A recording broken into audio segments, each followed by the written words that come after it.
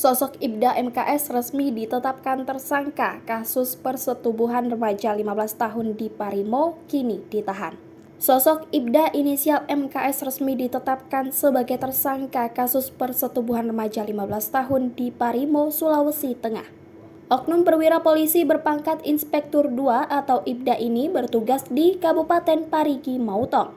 Sebelumnya, Ibda MKS diganjar sanksi nonjob selama proses pemeriksaan.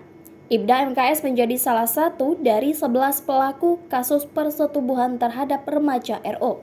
Kini, Ibda MKS telah ditahan setelah menjalani proses pemeriksaan dan ditetapkan sebagai yang dilakukan pada Sabtu 3 Juni 2023. Ibda MKS ditahan di Polda Sulawesi Tengah bersama 10 pelaku lainnya. Hal itu disampaikan oleh Kapolda Sulteng Irjen Agus Nugroho pada Minggu 4 Juni 2023. Semalam kami tahan, MKS kami tahan di Polda bersama tahanan lainnya, ungkapnya. Sebelumnya, Irjen Pol Agus Nugroho menyatakan kasus asusila yang terjadi di Kabupaten Parigi Mautong itu bukan ruda paksa, tapi persetubuhan. Ia menegaskan unsur konstitutif di dalam kasus ruda paksa itu adanya tindak ancaman memaksa seorang wanita untuk bersetubuh dengannya di luar perkawinan berdasarkan pasal 285 KUHP. Saya berharap mulai hari ini kita tidak lagi memberitakan dengan menggunakan istilah ruda paksa, katanya. Agus menambahkan tindak pidana persetubuhan anak di bawah umur itu tidak dilakukan secara bersama-sama. Modus dari pelaku menyetubuhi korban yakni dengan cara bujuk rayu, tipu daya, iming-iming dengan memberikan sejumlah uang, barang baik berupa pakaian handphone, dan ada di antara pelaku yang berani menjanjikan akan bertanggung jawab.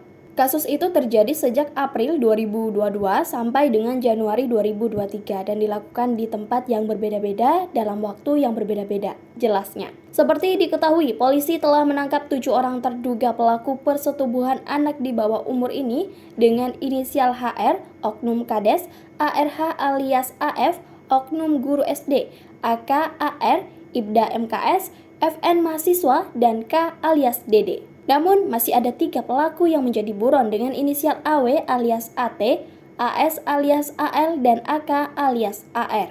Di sisi lain, kini kondisi korban cukup baik dan ditempatkan di ruangan khusus.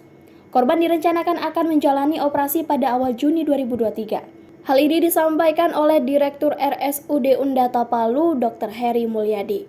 Heri menjelaskan operasi itu sempat tertunda karena ada beberapa hal yang harus dipenuhi. Menurut Heri, dalam proses operasi ada 3 dokter yang akan menangani yakni dari dokter bedah anak, dokter onkologi, dan dokter bedah digestif.